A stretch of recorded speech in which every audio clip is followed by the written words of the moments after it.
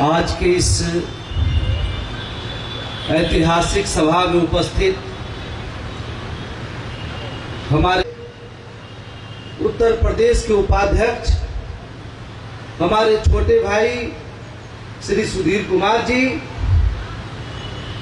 मध्य प्रदेश में माल गोदाम के श्रमिकों को उनके हक अधिकार के लिए प्रेरित करना, उनको संगठित करने वाले हमारे दिनेश चरपे जी,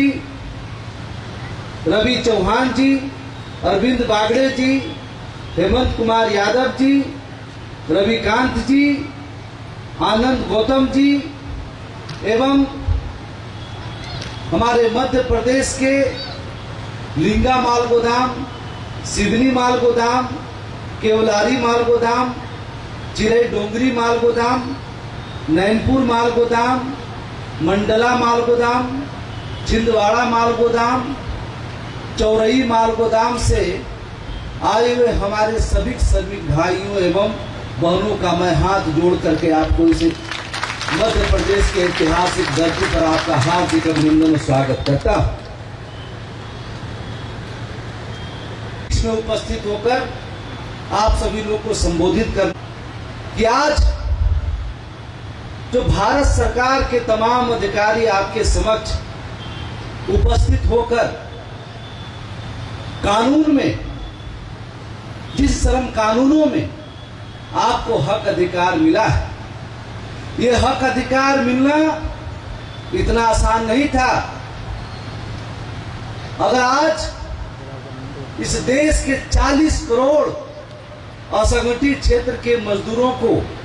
इस नए श्रम कानूनों में अधिकार मिलने का काम हुआ है, तो उसके पीछे अगर किसी की प्रेरणा है और भारत सरकार से सबसे पहले श्रम कानूनों में लोगों को इसमें लाभ देने का काम मिल सके और रेलवे माल गोदाम के मजदूरों को उसको हक अधिकार कानूनी रूप से उससे प्राप्त हो, अगर इसे किसी ने भारत सरकार के समक्ष सबसे पहले प्रस्तावित किया और केंद्रीय कमेटी कैबिनेट की बैठक आहूत की, उसका नाम आपके राष्ट्रीय महामंत्री श्री कुमार पासवान, जिन्होंने 28 अक्टूबर 2003 को के साथ मिलकर करके और पहली हमारे रेलवे माल गोदाम के मजदूरों को लेकर के रेल मंत्रालय, श्रम मंत्रालय और आपके संगठन के बीच में माल गोदाम में लाखों टन माल अपने कंधे पर, अपने पीठ पर, अपने माथे पर उठा करके रेलवे को 1 रुपया में 70 पैसे की आमदनी देने का काम कर रहा है, तो उसका नाम है रेलवे माल गोदाम के मजदूर। अगर रेलवे मालगाड़ी चलाने की व्यवस्था हुई थी, आज 37 किलोमीटर से लाखों किलोमीटर में रेलवे का विस्तार हुआ है और इस देश का लाइफलाइन अगर रेलवे बना है, तो उसके पीछे अगर पुष्ट दर पुष्ट किसी मजदूरों के खून पसीने की कमाई लगा हुआ है, तो उसका नाम है रेलवे माल गोदाम के मजदूर। जब यह कानून बनाने का भारत सरकार ने जी की सरकार आई 2003 में, जो आज आपको जो 2025 में यह कानून बना है, यह कानून 2003 और 4 में ही बन जाता, परंतु एक वोट के कारण से उस समय की एनडीए सरकार गिर गई, ये दोनों सदन में पास नहीं हो पाया। और जब नरेंद्र मोदी की सरकार बनी और 10 साल हम लोगों ने 2003 से लेकर के 3 बार संसद भवन का घेराव, हमारे कई मजदूरों ने उसमें अपनी प्राण, दिल्ली पर धरना प्रदर्शन, संसद भवन का घेराव, जेल भरो आंदोलन करते थे। गृह मंत्री हैं,